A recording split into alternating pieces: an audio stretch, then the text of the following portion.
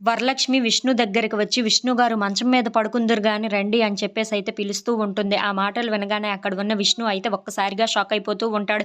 "ఏంటి వరలక్ష్మి నన్ను ఇలా పిలుస్తున్నావు? నేను ఎప్పుడు కిందన పడుకునేవాడినే కదా! ఇప్పుడు నన్ను పైకి పిలుస్తున్నావంటే నువ్వేదో చేస్తున్నావనే అర్థం. అయినా నేను రాను అక్కడికి. నేను ఇక్కడే పడుకుంటాను" అని చెప్పేసైతే అంటూ ఉంటాడు. ఆ మాటలు వినగానే అక్కడ ఉన్న వరలక్ష్మి మాత్రం, అయ్యో! ఇతనికి ఎలా చెప్పాలో అర్థం కావటం లేదే. సరే అయితే నేను వెళ్లి పడుకొని చూస్తాను. ఆ తర్వాత మీరే రండి అని చెప్పేసైతే అంటూ ఉంటుంది.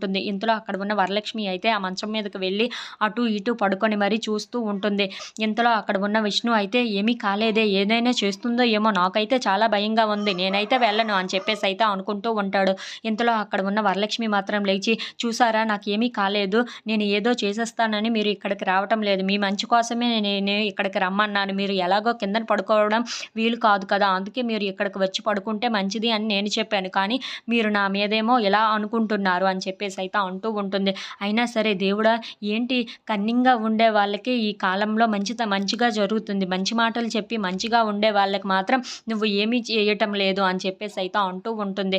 ఇంతలో అక్కడ ఉన్న విష్ణు మాత్రం అయినా సరే నేను రాను అక్కడికి అని చెప్పేసైతే అంటూ ఉంటాడు. అది చూసిన వరలక్ష్మి మాత్రం, "విష్ణు గారు మీ ఇష్టం మరి, వచ్చి ప్రశాంతంగా మంచం మీద పడుకుంటే చాలా మంచిది, లేదంటే లేదు" అని చెప్పేసైతే అంటూ ఉంటుంది. ఇంతలో అక్కడ ఉన్న విష్ణు అయితే, "సరే కిందన ఎందుకు పడుకోవడం, పైనే పడుకుందాం పద" అని చెప్పేసైతే అక్కడి నుండి వెళ్ళి మంచం మీద పడుకుంటూ ఉంటాడు. అది చూసిన వరలక్ష్మి అయితే చాలా సంతోషిస్తూ ఉంటుంది. హమ్మయ్య! ఇప్పటికైనా నన్ను నమ్మారు, నాకు అది చాలు అని చెప్పేసైతే తను కూడా పడుకుంటూ ఉంటుంది. ఇంతలో అక్కడ ఉన్న విష్ణు అయితే కంగారుగా లెగిచి, అమ్మో! నాకేదైనా జరిగిందా అని చెప్పేసైతే కంగారు పడిపోతూ ఉంటాడు. హమ్మయ్య! ఏమీ కాలేదులే అని చెప్పేసైతే మళ్ళీ పడుకుంటూ ఉంటాడు. If you like this video please like, share and subscribe.